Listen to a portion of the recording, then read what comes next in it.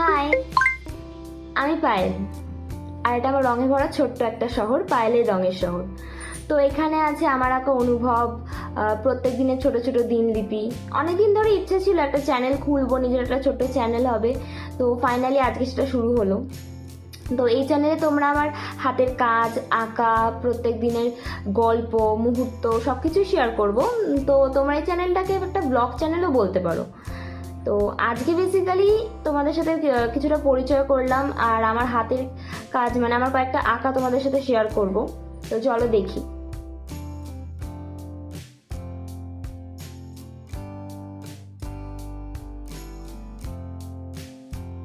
আঁকাগুলো তোমাদের কেমন লাগলো জানিও।